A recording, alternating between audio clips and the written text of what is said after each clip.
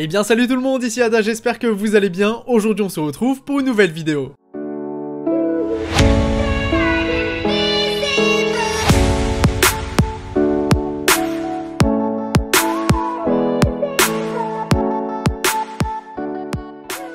Donc dans cette vidéo, je vais vous présenter un écran gamer de la marque MSI. Cette vidéo est en collaboration du sens où ils m'ont prêté l'écran pour que je le teste et que je me fasse un avis puis une vidéo, mais ils ne m'ont pas payé et ils ne m'ont pas donné l'écran. Ce qui veut dire que je suis en collaboration avec eux, mais mon avis est complètement objectif. Les points que j'aime, je vais vous les dire, et les points que je n'aime pas, même s'il n'y en a pas beaucoup, je vais aussi vous les dire. Avant de commencer, n'hésitez pas dans les commentaires à me dire si vous voulez d'autres vidéos en collaboration avec MSI, quels produits vous voulez que je teste, que ce soit des écrans ou autres. Comme ça, on pourra faire ça dans de futures vidéos, en tout cas si vous êtes chaud. Donc les amis, commençons directement cette vidéo par la partie design de cet écran. Donc comme je vous l'ai dit, on est sur un écran de marque MSI, je pense que ça se voit et je pense que je l'ai assez répété. Cet écran, il est assez particulier, étant donné que c'est un écran qui fait 31,5 pouces, donc en centimètres, ça donne 80 cm. Je pense que vous êtes nombreux à avoir des télés qui font cette taille-là. Mais là, attention, ce n'est pas une télé, c'est bien un écran de PC, donc ça c'est assez étonnant, c'est beaucoup plus grand que ce que j'ai l'habitude de présenter. Traditionnellement, on a plutôt du 24 ou du 27 pouces. Moi, de mon côté, mes écrans personnels, c'est un 24 pouces et un 27 pouces, donc comme ça, j'ai souvent les deux, mais là, je dois vous avouer que c'est la première fois que je teste un écran aussi grand. Donc sur un écran de cette taille, ce qui est vraiment bien et flagrant, c'est bien sûr que comme il est incurvé, ça se voit beaucoup plus que sur un écran 24 ou 27 pouces justement. J'ai pas trop besoin de développer là-dessus, vous le voyez très bien à quel point il est incurvé grâce au plan que je mets à l'image. Donc la taille de cet écran, ça ne m'a pas spécialement surpris étant donné que je m'y attendais. Par contre, le côté incurvé, je ne m'attendais vraiment pas à ce qu'il soit autant incurvé. Donc là, il est incurvé à 1500 R, et pour vous donner une petite idée quand même des caractéristiques, quand on joue, on a un angle de vision de 178 degrés et c'est vraiment pas mal et c'est beaucoup plus que d'habitude. Mais bon, là on est dans la partie design, donc concernant les coloris sur cet écran gamer, c'est une petite variante entre le gris et le noir, mais en tout cas ça fait un petit côté mat, et vraiment j'ai rien à dire, c'est vraiment une couleur qui ressort très bien et qui sera très sobre et épurée et qui passera du coup dans beaucoup de setups. Donc à l'avant de l'écran il n'y a rien d'exceptionnel, c'est vraiment tout le temps la même couleur un petit peu matifiée que je trouve vraiment très belle. Concernant l'arrière c'est un petit peu différent, donc bien sûr on va retrouver la couleur de l'avant, mais aussi du piano black ou du noir brillant, appelez ça comme vous voulez, et aussi on va pouvoir retrouver une petite bande RGB qui est complètement réglable via logiciel, mais ça on en parlera après. Sinon cet écran il est aussi borderless, mais là je pèse mes mots tout simplement parce qu'on voit à peine les bords, j'ai fait un gros plan dessus pour que vous puissiez le voir, mais là c'est vraiment un point qui m'a aussi impressionné sur cet écran, c'est au niveau des bords, c'est vraiment borderless, là c'est vraiment le mot pour définir cet écran. Concernant le pied de l'écran, bah bien sûr il est imposant, mais ça c'est complètement normal étant donné qu'on est sur un écran qui fait 80 cm. Après ce pied reste quand même plutôt design, même si c'est sûr c'est pas le point fort de cet écran gamer, mais bon il va faire son job, il est là pour bien maintenir l'écran, c'est ce qu'il va faire. Après il reste quand même ergonomique, mais attention parce que ça prend un peu de place sur le bureau. Après cet écran il est aussi compatible avec des supports pour écran, même s'il faut faire attention parce qu'il fait quand même 8 kg, donc c'est assez lourd pour un écran, mais au moins on peut l'accrocher directement au mur et franchement ça peut rendre vraiment mieux dans un setup plutôt que de le poser directement sur son bureau. Donc si je devais faire une conclusion rapide sur le design, bah le premier mot qui me vient quand même à l'esprit c'est qu'il est imposant. Bien sûr c'est un écran qui est large, qui fait la taille d'une télé limite, donc c'est pas donné à tout le monde ne pourra pas avoir un écran comme ça dans son setup parce que déjà il faut de la place, ensuite c'est un écran qui est plutôt onéreux et qui est pas destiné à tout le monde, donc il faut de la place, c'est obligatoire. Après comme je vous l'ai dit tout à l'heure, comme c'est un grand écran, l'incurvé ça ressort extrêmement bien, et du coup ce côté incurvé j'en reparlerai un petit peu après, mais c'est vrai que ça permet une meilleure immersion in-game. Après cet écran il est vraiment très sobre et épuré, c'est un écran qui pour moi est vraiment passe-partout si on a la place bien sûr, donc de mon côté je valide complètement la partie du design. Donc maintenant passons directement à la partie ergonomie de cet écran. Bien évidemment comme pour la majorité des écrans gamers on peut le régler en hauteur directement. C'est vrai que si on le met directement au plus élevé possible, l'écran est beaucoup plus imposant, en tout cas de mon côté c'est pas possible de le mettre aussi haut. Le réglage ça va vraiment dépendre de vous, de comment vous êtes physiquement, comment est votre bureau, à quelle hauteur est votre chaise, en tout cas c'est possible de le régler et ça c'est important. Et aussi, et pour finir, pour permettre une meilleure immersion, c'est possible de l'incliner vers l'avant ou vers l'arrière. Et bien évidemment quand vous déplacez un écran comme ça c'est très fluide, il n'y a pas forcément besoin de forcer, et ça je trouve que c'est quand même un point important. Donc ensuite les amis, concernant les ports présents sur cet écran, bien sûr ils sont situés à l'arrière. Donc on va retrouver un DisplayPort, deux HDMI 2.0, donc c'est des HDMI qui vont supporter la 144 Hz et le WQHD, donc ça c'est important. On a aussi deux USB 2.0, donc ça un point très positif, et un USB 2.0 de type B. Ce dernier port il va servir pour le brancher directement au PC pour utiliser le logiciel afin de le régler, mais ça on en parlera un tout petit peu après. Ensuite on a la traditionnelle sortie de casque et aussi l'alimentation pour cet écran. Donc voilà pour la partie ergonomie, bah un écran qui est bien sûr très complet, c'est à peu près comme tous les écrans gamers, mais au moins vous savez tout ce qu'il y a sur cet écran. Maintenant les amis on va passer à la meilleure partie je pense de cette vidéo, donc c'est les caractéristiques techniques. Je vais quand même vous rappeler la taille, donc c'est un écran qui fait 31,5 pouces, donc 80 cm. Il est incurvé à 1500 Hz et vous avez un angle de vision de 178 degrés, donc ça c'est vraiment très bien pour le gaming. Donc en gros, pour vous parler un petit peu de cette taille d'écran, bien évidemment je l'ai testé sur différents jeux, que ce soit des jeux où on va un petit peu évoluer comme dans GTA ou alors des FPS. Donc pour être franc, pour des jeux où on va jouer en solo dans une campagne ou alors des jeux un petit peu chill comme GTA, parce que moi c'est vraiment un jeu où je trouve que c'est chill, parce que c'est le genre de jeu où c'est idéal de se poser dans son siège devant un bel écran bien qualitatif et de pouvoir profiter du jeu au maximum quand on met des beaux graphismes. Et bien là je trouve que cet écran sera vraiment parfait pour ce genre d'utilisation. Après pour des jeux comme Call of Duty, c'est vrai que c'est assez compliqué d'y jouer, surtout si vous voulez jouer avec un bon niveau, parce que généralement des FPS comme Call of Duty, comme Fortnite ou d'autres jeux comme ça, on a tendance, si on veut bien jouer en mode un petit peu e-sport, de prendre un écran qui sera un petit peu plus petit. En tout cas c'est vraiment le ressenti que j'ai eu, même si des jeux comme ça fait bien longtemps que je les tryhard plus, mais après si vous demandez à des joueurs pro, ils vont diront je pense la même chose. Après je voulais pas filmer, mais j'ai aussi un volant pour jouer à Forza, etc.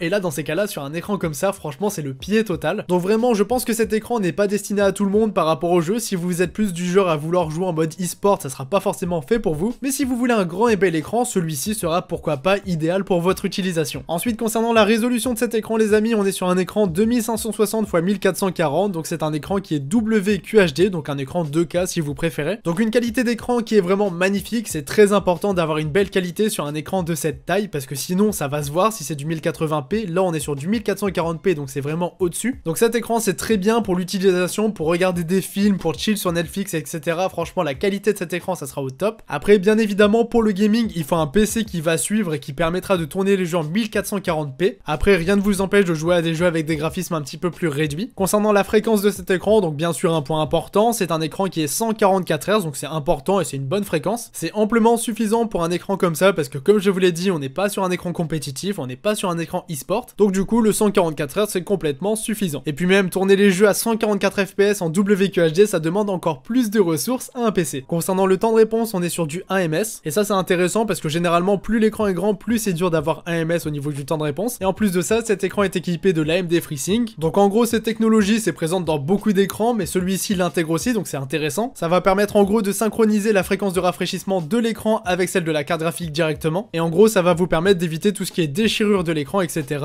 Après attention parce que c'est compatible uniquement avec les cartes graphiques AMD. Mais après bien évidemment si vous avez une RTX 2080 Ti, c'est pas un problème, vous aurez pas cette technologie, mais tout le reste de l'écran est bien sûr accessible et il n'y a pas de difficulté là-dessus. Concernant la dalle de cet écran, donc il est équipé d'une dalle VA, donc comme pour tous les écrans incurvés, c'est tout à fait normal d'avoir une dalle VA. Concernant la colorimétrie et les contrastes, franchement c'est très joli, il n'y a rien à dire sur cet écran, c'est très bien retravaillé. Cet écran il est anti-scintillement, il a des réductions de lumière bleue, il est anti-reflet, enfin bref il est aussi très complet. Donc du coup comme vous pouvez le voir au niveau des caractéristiques, c'est vraiment pas mal, c'est vraiment du haut de gamme, mais au moins quand on met un certain budget dans un écran gamer, on attend quelque chose en retour, et là cet écran ça nous l'offre. Pour finir avec cet écran, avant la conclusion les amis, on va un petit peu parler des menus, parce qu'il y a beaucoup de réglages présents dans cet écran. Donc pour accéder au menu, vous avez deux choix. Donc la première chose c'est avec le petit joystick qui est situé en bas à droite de cet écran gamer. Donc moi personnellement je m'en suis même pas servi, tout simplement parce que comme je vous l'ai dit, on peut le brancher directement sur le PC, et une fois qu'il est branché, on a accès à un logiciel de chez MSI pour régler absolument tout ce qu'on veut dans l'écran. Donc au niveau des réglages, on a beaucoup de choix, il y a pas mal de modes qui sont déjà pré-réglés en fonction de l'utilisation que vous voulez faire. Donc on aura par exemple le mode FPS, le mode Racing, le mode RTS, le mode RPG, le mode lecture pour réduire un petit peu la lumière bleue, un mode cinéma, donc par exemple pour chill sur Netflix c'est parfait, un mode design, enfin bref il y a beaucoup de choix. Et ensuite et bien sûr vous pouvez par exemple créer votre mode et le personnaliser comme bon vous semble. Donc vous pouvez toucher à la luminosité, au contraste, aux couleurs, aux balances des noirs, à la latence de l'écran gamer, pour activer la FreeSync ou non, activer un mode nuit, réduire la lumière bleue, enfin bref vous avez vraiment beaucoup de choix présents sur cet écran, et ça c'est un point que j'ai trouvé très bien. Vous avez un mode Ray Tracing, enfin bref il y a beaucoup de choses présentes dans cet écran gamer, je vais pas tout expliquer tout simplement parce que ça serait trop long, mais au moins ce qui est bien c'est que peu importe votre utilisation, vous aurez des réglages qui sont optimales pour ce que vous voulez faire. Donc voilà pour la partie du logiciel de cet écran, et voilà pour l'écran gamer dans son ensemble les amis. On est à la fin de cette vidéo, donc je vais vous donner ma conclusion. Donc cet écran gamer les amis, j'ai vraiment un avis très positif là-dessus, donc comme je vous l'ai dit, on est en collaboration mais je peux dire absolument ce que je veux. De mon côté, c'est la première fois que je teste un écran PC qui est aussi grand et qui est vraiment adapté pour le PC. Ce qui est bien avec cet écran, c'est qu'il a un design qui est vraiment très moderne et dynamique. En plus de ça, c'est couplé vraiment à un magnifique écran qui a une dalle incurvée qui est complètement dingue, je vous la remets à l'écran tout simplement parce que je la trouve incroyable. Donc cet écran, il sera parfait pour l'immersion dans des jeux de campagne, dans des jeux solo ou alors des autres jeux que des FPS, en tout cas selon moi. Le WQHD, le temps de réponse ultra rapide, ça nous permet vraiment de profiter un maximum du gaming et aussi de l'écran en général. Le seul point négatif que j'aurais à donner à cet écran, c'est peut-être au niveau de la taille justement, parce qu'étant donné qu'il est très grand, c'est un petit peu moins facile de caler un écran secondaire dans son setup. Et quand on veut travailler sur différents logiciels, faire du streaming, etc., c'est vrai que c'est un petit peu moins bien d'avoir un écran aussi grand. Tout simplement parce que pour splitter un jeu avec un logiciel sur le côté, par exemple pour record, etc., c'est vrai que c'est assez compliqué. Mis à part ça, l'écran dans l'ensemble, je le trouve vraiment excellent. Je lui mets une très bonne note, je lui mettrais bien un 17,5 sur 20, voire un 18. Donc franchement, un très bon écran, une très bonne gamme. Au niveau du prix, j'ai presque oublié de vous le dire, donc on est entre 4 et 500 euros. Là, actuellement, sur LDLC, on peut le retrouver à 430 euros. De toute façon, je vous mettrai tous les liens en description pour retrouver cet écran. Donc voilà pour cet écran, voilà pour cette vidéo. Si jamais elle vous a plu, les amis, n'hésitez pas à laisser un petit pouce bleu, ça fait toujours plaisir. Donc c'était Yada, on se dit à la prochaine pour une nouvelle vidéo. Salut tout le monde!